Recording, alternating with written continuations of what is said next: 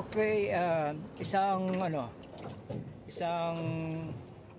malamig na hating gabi. So, hating gabi na, alas 12 na. Nandito tayo sa Atulayan, kaya kanina nakapundo ako rito dito sa pier mga mag-aalas 8. Mag-aalas 8 na ng gabi. So, ngayon, hating gabi na alas 12 na. Eksakto alas 12. Kahit matumal, kahit papano nakahuli ako ng atulay. Bawi na yung panggas. Tapos may pang-ulam na. So, dahil medyo nangangawit na yung braso ko sa kakabato, kaya uwian na. So yung mga maliliit na bangka, yan kanina mayroong 5 maliliit na bangka. Yan. Ayun, yung kulay puti na yan, yan. Ito, yan. Kulay puti na yan, at saka ayun. Yan, ito. Oh, sana. Yan, ito. Yan, saka ito, yan. Mga maliliit na bangka, yan. So, kanina 5 yan dyan sila, pero nagsipag-uwian na yung iba.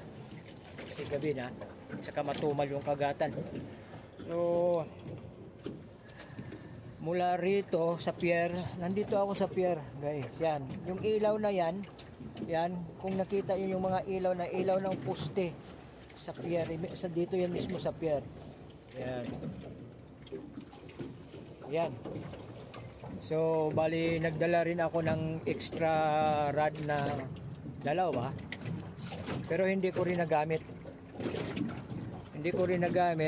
Kasi may atulay naman. Kasi akala ko baka sakali lang na walang atulay, magbubutong fishing sana ako. Pero kahit papano, ito, nakakuha tayo ng pang-ulam. Kaya ito, papakita ko sa inyo. Ito. Ayan. Ayan.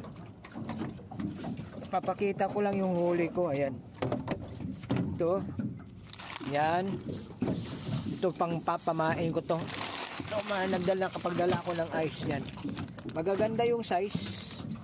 Ayan. Magaganda yung size ng atulay. So, ayan. Para hindi magbilasa. Ayun.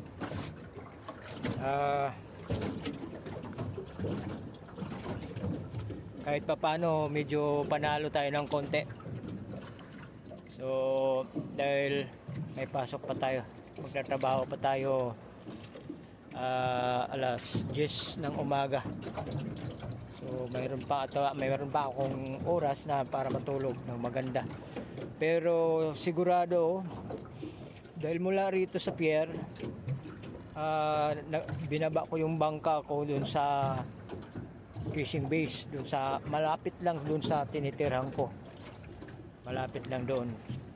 So bali mula dito, tatakbuhin ko dun sa fishing base ay mga 30 minutes dahil gabi. Pero kalmado naman yung panahon ngayon. Kanina walang tigil yung paambon-ambon, aambon, wala, ambon, wala. Kaya medyo malamig na yung panahon. So yun lang po. Sa mga hindi pa nakapag-subscribe sa channel ko, ay sana mag-subscribe na rin po kayo. Matulungan nyo rin po ako. Yun lang. At sa hindi pa ano nga to.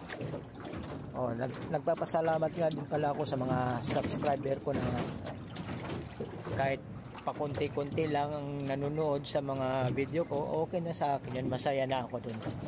So maraming salamat sa panonood.